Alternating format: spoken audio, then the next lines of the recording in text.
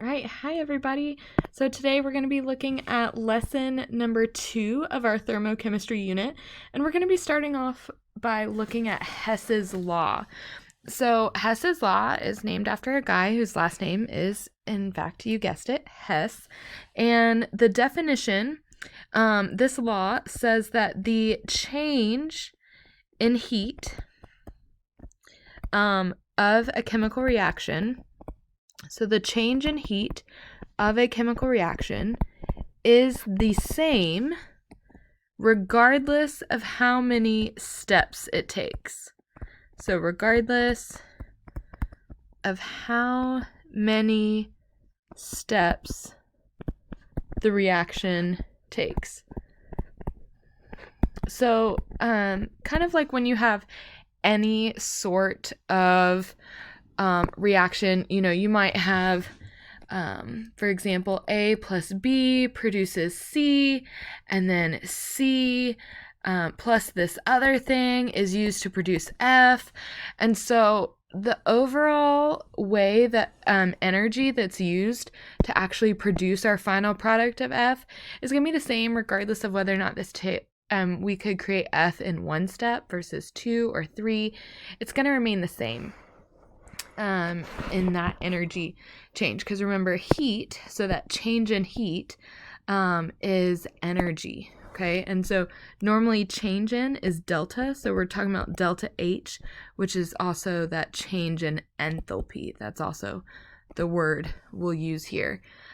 So what this means is that intermediate reactions, so intermediate, this just means like the ones that are in between, like it's not necessarily what you're going to end up with, can be added together to make a final equation, which means that the delta H values are also added.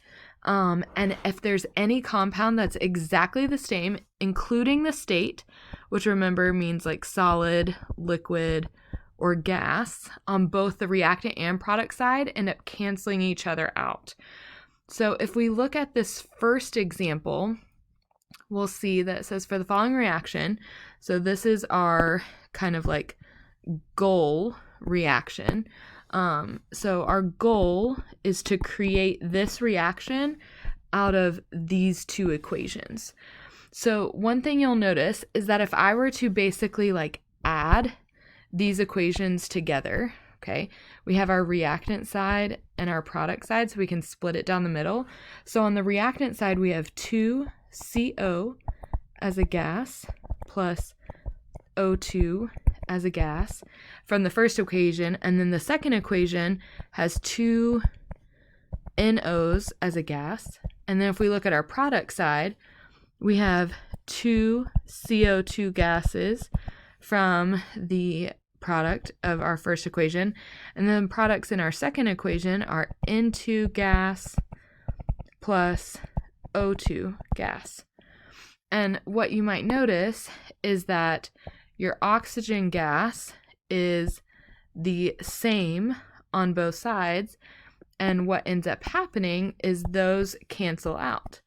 And when those cancel out, you literally get the exact equation that we were looking at for the goal. So since to create that final equation, all we did was add those 2 equations together, that means for our overall change in enthalpy, we add these 2 together. So that means our delta H is a negative 566.0 kilojoules of energy plus negative 180.6 kilojoules of energy. And we're going to use our calculators to make sure that we don't make a mistake. And pro tip, make sure that you use the negative sign in your calculator and not the subtraction sign, or you might get like a syntax error, or your calculator will say you're like doing something wrong. So we get negative 746.6 kilojoules of energy. And so that is going to be delta H of our reaction for that goal. Okay, so we can look at it again with a second example here. So we want this is again our goal right here, this kind of shorter equation.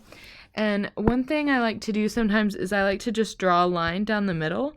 And instead of, combining them all and then crossing out, I like to highlight and cancel things out. So for example, I see that there's 2 moles of ammonia gas on the reactant side of equation A and 2 moles of ammonia as a gas on the product side of equation B.